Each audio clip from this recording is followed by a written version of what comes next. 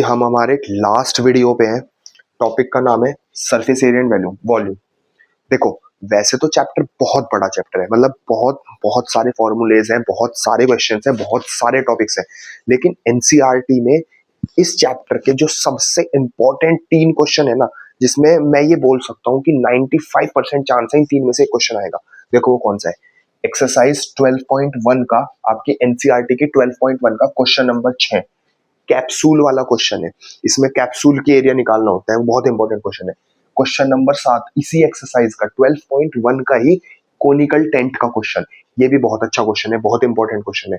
Exercise 12.2 का गुलाब जामुन का question. भाई 100% इन 2 क्वेश्चन के आगे मैंने 100% लिख दिया।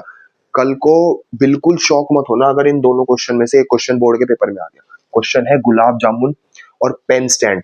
तीसरा और चौथा क्वेश्चन, क्वेश्चन 12.2 एक्सरसाइज का तीसरा और चौथा क्वेश्चन एक गुलाब जामुन का है और एक पेन स्टैंड का है। ये दो हो गया सरफेस एरिया एंड वॉल्यूम का। अब लास्ट टॉपिक बचता है हमारा स्टैटिस्टिक्स एंड प्रोबेबिलिटी। अब देखो, स्टैटिस्टिक्स एक 3 टॉपिक है स्टैटिस्टिक्स में गिन के। पहला आपका मीन है, दूसरा आपका मीडियन है और तीसरा आपका मोड है। अब मीडियन की मिसिंग फ्रीक्वेंसी का क्वेश्चन, भाई ये क्वेश्चन आएगा 100% मीडियन की मिसिंग फ्रीक्वेंसी का क्वेश्चन आएगा। लिख के ले लो, आप अभी मेरे से लिख के ले लो। मीडियन की मिसिंग फ्रीक्वेंसी का क्वेश्चन आएगा, 4 मार्क्स में आएगा। मैंने ये भी बता दिया कितने में आएगा, 4 मार्क्स में आएगा। ठीक है।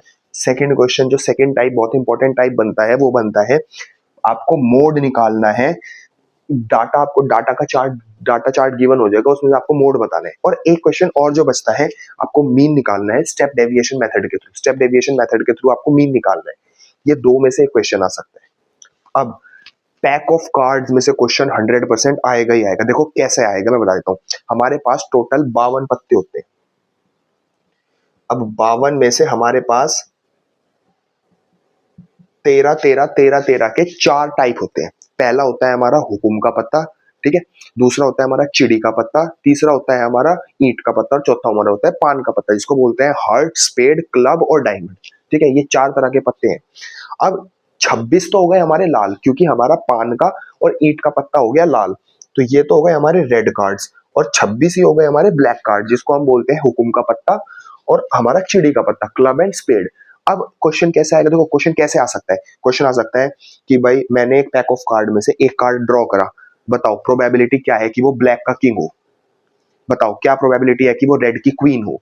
अब अब एक 4 होते हैं, 3 होते हैं हमारे फेस कार्ड्स, यानी 3 तरह के होते हैं फेस कार्ड्स, बेगम, बादशाह और गुलाम, यानी कि किंग, क्वीन और जैक, जिसको हम जैक बोलते हैं, गुलाम बोलते हैं, जैक बोलते हैं। ठीक है।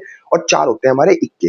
अब क्या क्वेश्चन आ सकता है, क्वेश्चन आ सकता है कि भाई 52 पत्तों के कार्ड में से एक पत्ता हमने निकाल लिया, बताओ इक्का आने की क्या प्रोबेबिलिटी है। बताओ लाल रंग का इक्का आने की क्या प्रोबेबिलिटी है। बताओ लाल गुलाम आने की क्या प्रोबेबिलिटी है।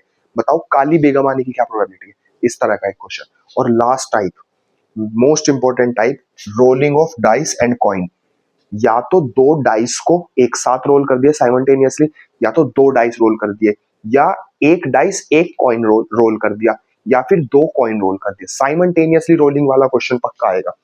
Statistics and probability. और इसी के साथ मैंने आपके सारे चैप्टर्स के, जितने भी चैप्टर्स आपके मैथ्स में 10th की मैथ्स में थे, उसके इंपॉर्टेंट क्वेश्चन बता दिए। पूरी रात में कुछ भी ना करो ना, इन्हीं क्वेश्चंस को 2-2 बार प्रैक्टिस कर लोगे ना, तो 100% पास हो जाओगे।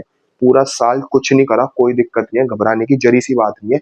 बस इतना कर लो, मेरी गारंटी है कि तुम कल खुश होके घर आओगे।